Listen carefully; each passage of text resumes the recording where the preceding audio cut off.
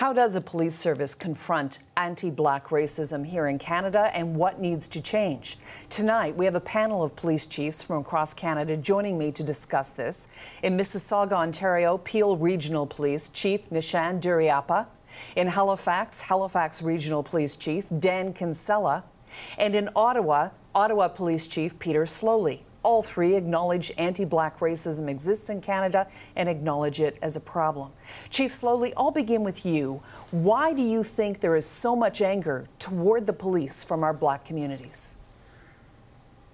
The anger right now is spilling out in regards to the incidents that have taken place in the United States and now felt here in Ottawa, around this country, and around the world. And I recognize that from my own lived experience, and from hearing from so many of my members who themselves have experienced levels of racism and bias and challenges based on not what they say or do, but what's something inherent in them. And we've heard those expressions in our community. In my 30 years in policing and 53 years in this life, this is not the first time we've seen this type of grief. No matter how hard we do, and certainly here in Ottawa, our commitment is to work as hard as we can to improve things. But no matter what we do, this is part of the human condition, and we will be challenged with this going forward as much as we have in the past. The goal for me is to reduce these incidents and to improve our ability to recover from them as quickly as possible when they do occur. Okay. I want to ask you the same question, Chief Kinsella. Why do you think there's so much anger towards police officers? Well, the recent events, particularly with George Floyd, have shaken all of us to the core, shaken our communities. And, the very traumatic way that it was displayed, it is something that everyone is feeling right across North America. This is going to be a long journey, and we're going to have to stay the course. We need to take the time to hear the voices of those that are most impacted and continue to have the conversations that will be the first steps towards the action that we all need to take. Okay. And Chief Duriappa, how about you and your force? What do you think is behind all of this anger that we're seeing on the streets in Canada as well? And how are your police officers feeling? What are they saying about what's going on? No, thanks for the question, Carol. And I think when we have to be honest with the history that has preceded us with all sorts of institutions in systemic racism, anti-Black racism, anti-Indigenous, anti-immigrant racism. You know, our region in Peel Region has one of the highest racialized populations in Canada, and we know the experience crosses, even I as a person of color, and know that it's systemic in a variety of institutions. So I think the first thing that the public reacts to is, the most obvious one that they see is public and police interactions. And we, as a police sector, have to be honest with the long history that's traveled and recognize that, as Chief Saunders said earlier, this is the platform, the catalyst for real change. And I think a lot of frustrations I think the public has seen this narrative over and over again and expect, sector-wide change. And I think that's why you're seeing chiefs, not just us, but here across many provinces, say the opportunity is to really make some systemic change within the organization. And it can't be done by ourselves, but really, Chief Saunders said it, it's the time to bring people together and actually make some obvious change within our organizations. What is that change? Carol, can I just build on Nish's comments? Well, I think, historic... Oh, go ahead. I'll come back to you with that question, but Chief Slowly would like to jump in on that. The time for change. I want to recognize the tremendous tragedy and the compassion we have for the Floyd family and all communities, all peoples who've been directly or indirectly impacted by this. The time for change, I've heard that. I heard that in the 90s after the Yonge Street riots and the decision that came down after the Rodney King trials. I've heard that after so many other young people were lost for reasons that could have been prevented by so many different things. And yes, this is another time to change. I'm nearing the end of my police career, and I hope to make some substantive change here in Ottawa with a group of great police leaders and community leaders.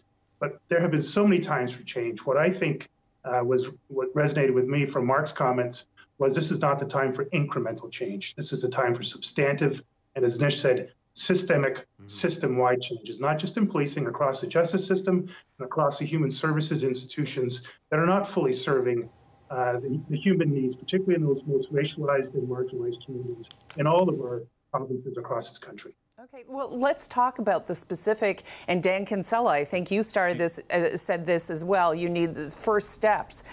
Nish, you were about to go there. Chief Duriapa, what do you think is the step that needs to be taken? Sure, I'll apologize to Dan. Sounds good. I'll apologize to Dan and Peter later offline for stepping on them and taking a little airtime here. But, Peter's right. I think, first of all, our members are equally as disgusted by this. It sets them back in the course of their duties. And, we're not perfect. There are systemic changes that need to happen. But I think what has historically happened is we've always just focused on a response through training. And what we're really talking about is a human rights centered focus and a change. And it really isn't, for most of us, we would agree that it's the right thing to do. So first comes with the acknowledgement to the public that we know that anti-Black racism is real, or anti-immigrant Indigenous. Then, there's meaningful engagement, which people use that term too much. Mm-hmm. There's a usual policy guidance that really needs to change structurally within our service. And then there's meaningful forward-going activity. Many people have really pushed for data collection and demographic data, because without that information, how do we monitor and ensure that our interactions aren't disproportionate with certain communities? And then, I tell my people all the time that if we're not good on the inside, we're not good on the outside. And for me, that means org culture change, right?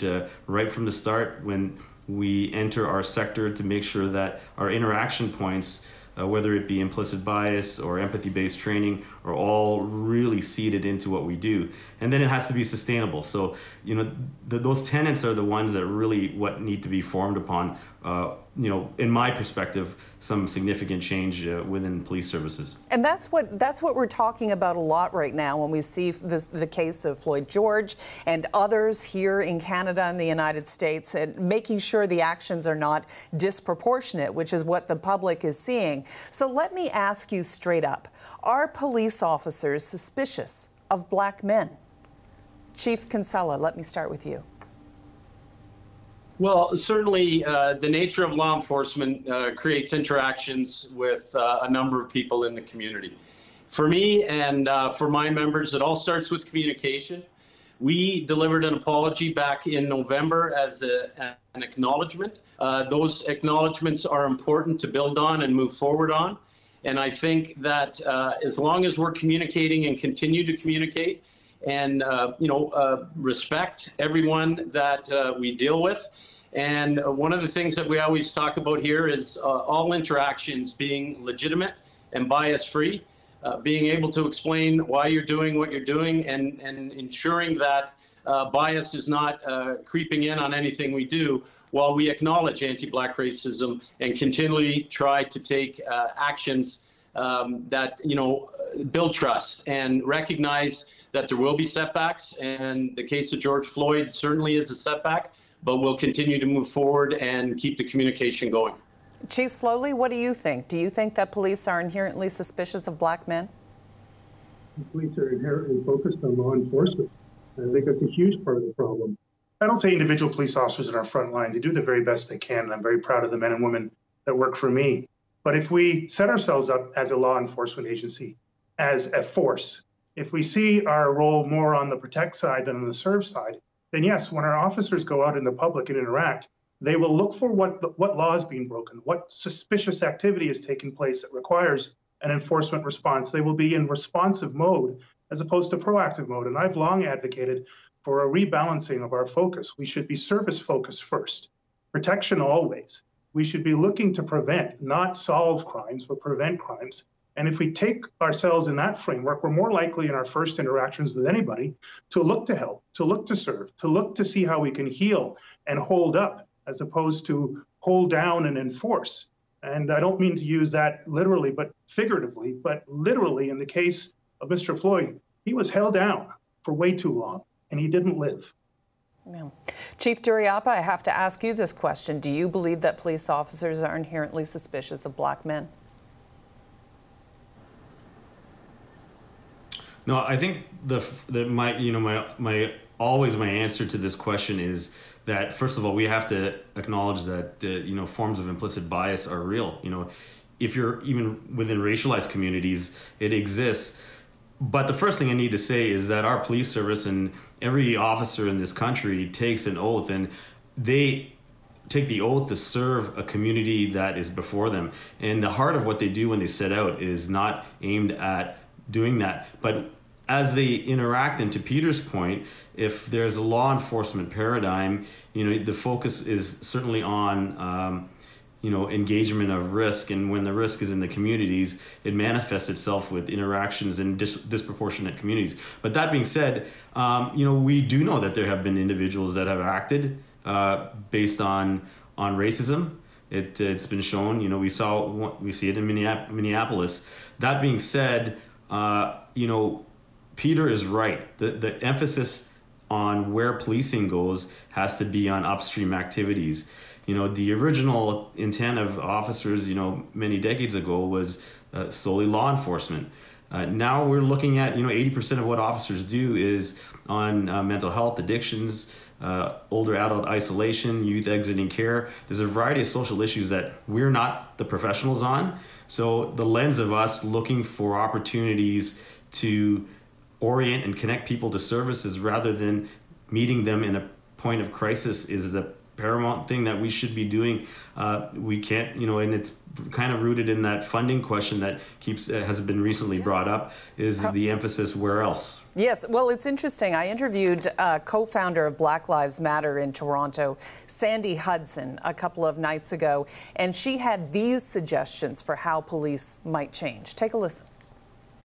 Well, what if we were to create a new frontline emergency service where people could call a number, and the people who would show up wouldn't show up with lethal weapons and very little training to deal with people who are having some sort of health crisis, but you would have health experts show up or social workers show up who are well trained in de-escalating a mental health crisis. I think we have so much evidence to show that we could have a better type of service for something like a mental health crisis, and I don't know why we haven't considered creating something new where the police have failed so often. Chief Kinsella, what do you think? I'll start with you.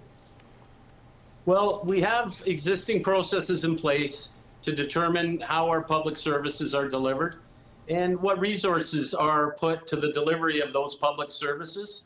Certainly, public input and other expertise input is very important. We're certainly open to any alternative that may assist delivery of services more specifically and more impactfully to help individuals in certain situations. And we would welcome any input and dialogue to best shape what those public services look like. And I think working together, we can find solutions. I'm going to add one more clip into the mix here because I'm running out of time and I want this to be on the table as well. This is prominent Toronto activist Desmond Cole calling for, also Sandy Hudson was doing the same thing in that interview, calling for the police to be disarmed and defunded. Take a listen. We need to disarm and defund police and give the money that we're spending on them, billions of dollars, to the actual communities that we always say there isn't enough money for services, there isn't enough money for childcare and food programs. You know why?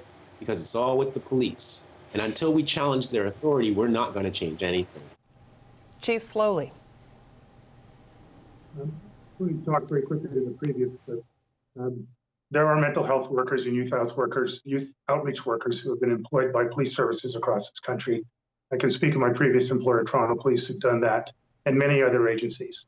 There are many models of integrated service delivery where the co-production of solutions in the pre-criminal space are taking place. Full credit to Dale McPhee, the former chief of Prince Albert in Saskatchewan, now the chief of police in Edmonton.